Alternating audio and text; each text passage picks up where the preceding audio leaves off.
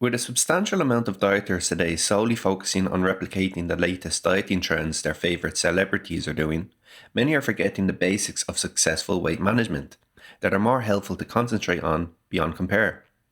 For instance, by taking the appropriate steps for portion control, you can avoid going up for seconds regularly after meals, pretty much halving your calories from that sitting alone if you think about it, if not more. That's why today we'll be touching on our 9 tips for managing portion sizes better. Our first tip for managing portion sizes is to aim for protein, complex carbohydrates, and healthy fat at each meal. Besides the health associated benefits of getting an adequate amount of them daily, including each at meals helps keep portions optimal.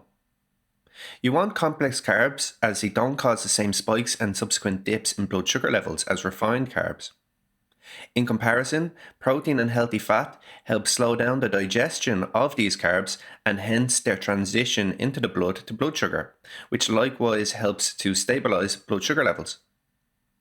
If you're wondering how this pertains to portion control, it's because dipped blood sugar levels foster cravings to provoke you to consume even more carbohydrates in an effort to get back to baseline. So, including good sources of all 3 macronutrients at meals equate to smaller spikes and dips in blood sugar, less cravings, and thus better portion management overall.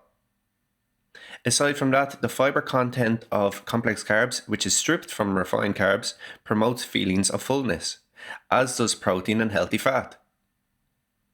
We advise that about half of your plate should contain complex carbohydrates, most of which being vegetables with a moderate portion of whole grains in that too. Then about a third of your plate should contain protein and the rest healthy fat. For protein, think chicken breast, tofu, low-fat Greek yogurt, and salmon. For complex carbohydrates, think whole grains, fruits, and vegetables. And for healthy fat, think unsalted nuts, olives, seeds, and avocados. A key thing to remember too is to use regular sized plates and bowls at meals, as you can imagine that you will be more inclined to have excessive portions than you should with bigger sized crockery, as the food will appear smaller. For instance, a 2012 study found that participants who used a large bowl size ate around 3/4 more pasta than those who used a regular sized bowl.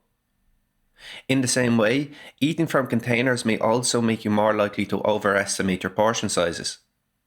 I'm not saying to avoid using containers by any means, especially because they are essential when meal prepping, for example, and enable you to eat at locations where there mightn't be crockery available. Just to be extra cautious here. For some, even less than regular sized plates might offer an advantage when dieting. Although the problem with this is that it would lessen the number of certain foods we want to have more of due to their filling effects, like non-starchy vegetables. Anyway, it's up to you whether a regular sized plate or a smaller sized plate is more suitable for your diet regimen. Next, besides being mindful of portion control at home, it's also essential when eating out. Of course, steering clear of eating out would be ideal while dieting, but we have to be realistic as there will be some occasions that come up where it'll be hard to help it. In these cases, one tip may be to have a small filling snack before eating out, like natural peanut butter on a stick or 2 of celery or a moderate handful of unsalted nuts. Other things you can do to manage portions while eating out are to ask for half a serving, avoid going to all-you-can-eat restaurants where you're almost encouraged to overeat for the value for your money, choose a side of non-starchy vegetables instead of fries, onion rings, etc., have a tea or coffee instead of dessert, and skip the starter. Another portion control tip that's often overlooked but is a really helpful strategy is having 3 meals daily. Oftentimes, the reason why you might be overeating at dinner time is that you have skipped breakfast or lunch. And if you think about it, it makes sense if you are trying to overcompensate at one meal for another. Also, skipping the filling effects of meals will mean that you will be more inclined to make unhealthy choices when it comes to later meals and snacks. Moving forward, the next tip for managing portion sizes is to reduce how fast that you eat. Slowing down will allow you to become more conscious of when you're full and hence keep on top of portions better. It can take around 20 minutes after you start eating to feel full. So taking smaller bites or having a conversation with someone while eating will prolong your eating duration and let you know during the meal that you are full instead of after. For instance, a study in 2008 conducted on 30 healthy women examined calorie intake with slow eating versus quick eating rates. What was found was that, on average, the slow eaters consumed 66 calories less than the fast ones. This mightn't sound like a lot, but it's worth keeping in mind that this was from one meal, indicating that eating slower at 3 meals daily, as well as when snacking, can help take care of portion sizes and consequently reduce calorie intake. On a side note, if you're interested in undertaking our evidence-based and results-backed personalised Plato weight management program, please click the link in the top right-hand corner of the video or follow the link in the description. Moreover, alcohol is another thing to consider. Usually when people consider reducing alcohol while on a weight loss diet, they do so solely to forgo the calories that come with it, which have no nutritional value. While this is indeed the right idea, we mustn't forget that one of the other consequences of alcohol consumption is that it lowers your inhibitions at the same time. Not just when it comes to making you more sociable, but also toward making you less able to keep your portion sizes in line. This means that you may be more prone to reach for them extra pizza slices after alcohol, which you may have otherwise been able to avoid. Further, alcohol can make you more hungrier too, which is, needless to say, not aiding portion control.